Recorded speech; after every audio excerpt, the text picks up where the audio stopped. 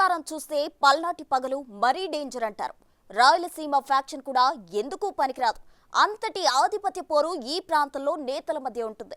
ఎప్పుడు ఏం జరుగుతుందోనన్న భయం అక్కడి ప్రజలను వెంటాడుతూనే ఉంటుంది.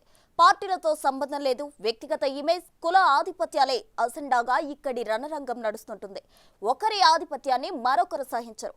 ఏ మాత్రం కవ్వించినా కొట్లాటకు సై అంటారు.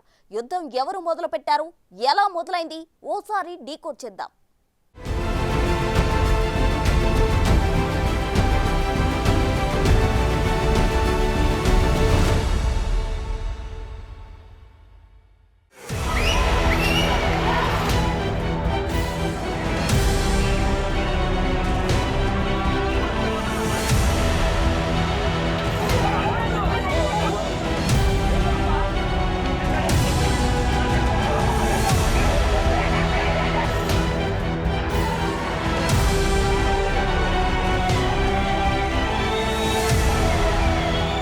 పల్నాడులో కర్రలతోనే కాదు, అవసరమైతే కత్తులతోనూ దాడులకు దిగుతుంటారు.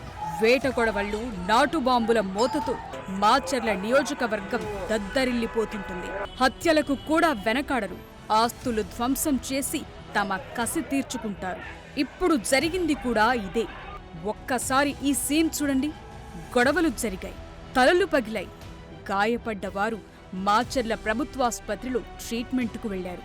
ఇది తెలిసిన ప్రత్యర్థి వర్గం హాస్పిటల్ బెడ్స్ పై ఉన్న వారిని చెతక్కొట్టారు. మాచర్ల పగ ఎలా ఉంటుందో నిరూపించేదే ఈ సీన్.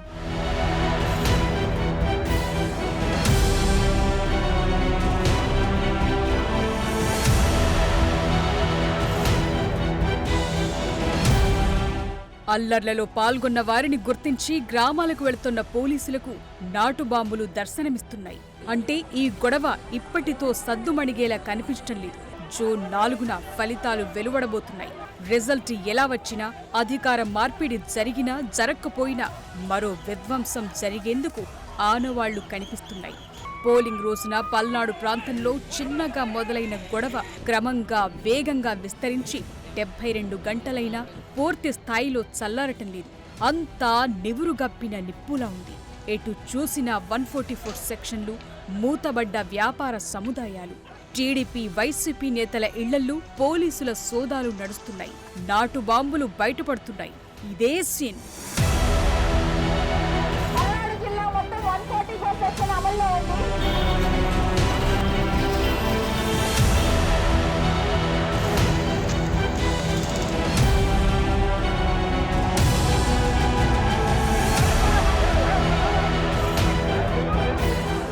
పల్నాడులో జరిగిన విధ్వంసంపై వైసీపీ, టీడీపీ పార్టీలు ఒకరిపై మరొకరు విమర్శలు గుప్పించుకుంటున్నారు. మీరంటే మీరే కారణం, మీరే రెచ్చగొట్టారు. ఇదే డైలాగ్ వార్ నడుస్తోంది. పోలీసులు టీడీపీతో కుమ్మక్కయ్యారని వైసీపీ నేతలు ఆరోపిస్తున్నారు. ఓవైపు కవ్వింపులు, బూత్ క్యాప్చరింగ్లు జరిగితే వెబ్కాస్టింగ్ ఫుటేజ్ ఎందుకు బయటపెట్టడం లేదని ప్రశ్నిస్తున్నారు. పోలింగ్ కు ముందు అధికారులను మార్చినా హింస ఎక్కువ ఎందుకు జరిగిందని అంటున్నారు. మా ప్రభుత్వంలో ఉన్నప్పుడు అధికారులు ఉంటే మాకు అనుకూలంగా ఉంటారనేటువంటి ఉద్దేశంతో మీరు మార్చారు. శభాష్. ప్రజాస్వామ్యంలో ఎలక్షన్ అథారిటీకి ఎన్నికల నోటిఫికేషన్ వచ్చిన తర్వాత వాళ్ళు మార్చొచ్చు. మార్చినటువంటి సంగతులు కూడా చాలా ఉన్నాయి. మాకే విధమైన అభ్యంతరం కూడా లేదు. కానీ మార్చిన తర్వాత ఎక్కువ జరిగాయే, ఎప్పుడు లేని విధంగా. గత ఎన్నికల్లో లేదు, అంతకుముందు 14 ఎన్నికల్లో లేదు ఇంత హింస. ఇవాళ అధికారులు మార్చిన తర్వాత హింస ఎందుకు జరుగుతా ఉంది? కారణం ఏంటి? ఒకటి, మేము అనుమానపడుతున్నట్టు మీరు మార్చినటువంటి అధికారులకి, ఇంక్లూడింగ్ డీజీపీ కూడా సరైనట్టు అవగాహన లేదు రాష్ట్రం మీద.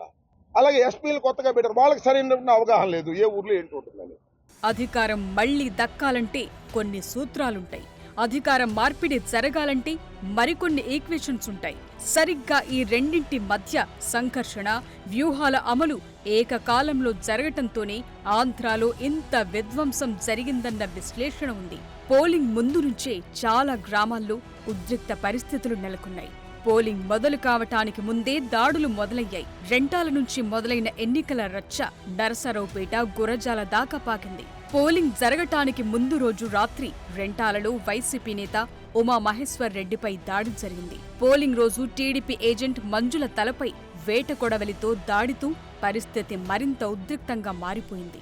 ఇక్కడ్నుంచి మొదలైన గొడవలు పల్నాడు ఏరియాలో దాదాపు 50 చోట్ల పరస్పరం దాడులు జరగటానికి కారణమయ్యాయి.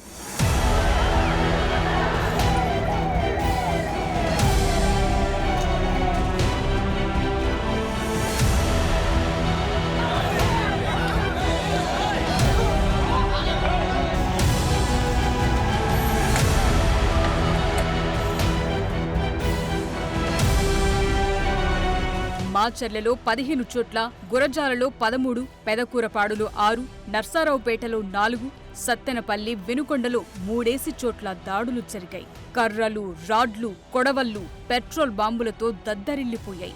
6 చోట్ల కార్లను ధ్వంసం చేశారు ఆందోళనకారులు. 11 చోట్ల ఈవీఎంలను ధ్వంసం చేశారు. మాచర్ల, తుమ్మిడికోట, జంగమేశ్వరపాడు, దుర్గిలో పాత చిప్లను కొత్త ఈవీఎంలలో పెట్టి రీప్లేస్ చేశారు. ఓవరాల్ గా 19 గ్రామాల్లో దాడులు జరిగాయని పోలీసులు గుర్తించారు. 2 చోట్ల పోలీసులు ఫైరింగ్ చేయాల్సొచ్చింది. నరసరావుపేటలో ఆందోళనకారులను నియంత్రించడానికి రబ్బరు బుల్లెట్లను ప్రయోగించారు. గురజాలలోని గంగిరెడ్డిపాలెంలోనూ పోలీసులు కాల్పులు చేశారు.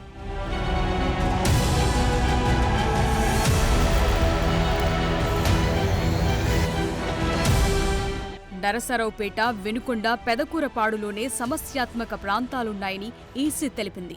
అయితే మాచర్ల, గురజాలలో సమస్యాత్మక ప్రాంతాలను ముందుగా గుర్తించలేకపోవడంతో ఇంతటి సమస్యలొచ్చాయని తేల్చారు. ఓవరాల్ గా ఎక్కువ దాడులు జరిగింది Macherla, గురజాలలోనే.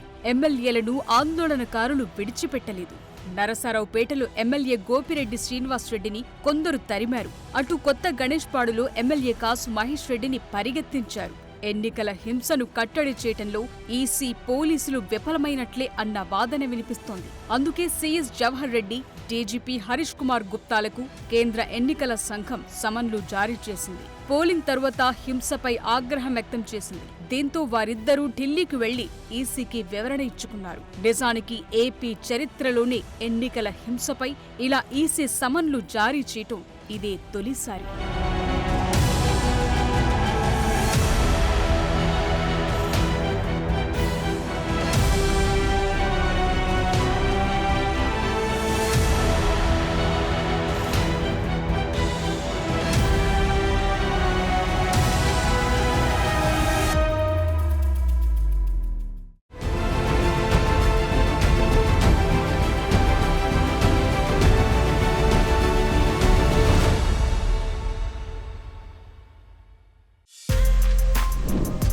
For more videos like this, subscribe Big TV channel.